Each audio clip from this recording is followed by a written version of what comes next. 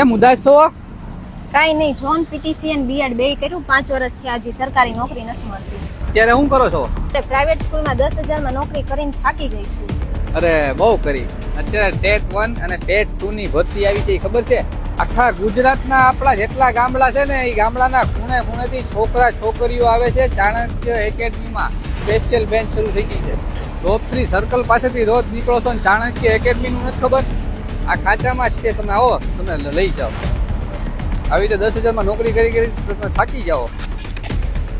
ભાઈઓ અને બહેનો માટે હોસ્ટેલની અલગ અલગ સુવિધા છે. 24 કલાક લાઇબ્રેરીની સુવિધા, ક્લાસીસની સુવિધા ધરાવતું માત્ર આ એક જ કેમ્પસ છે. તો 28/10/2025 સુધી જો તમે એડમિશન લઈ લેશો ને તો EWS OBC ના વિદ્યાર્થીઓને 20,000 સુધીની સ્કોલરશિપ મળવા પાત્ર છે.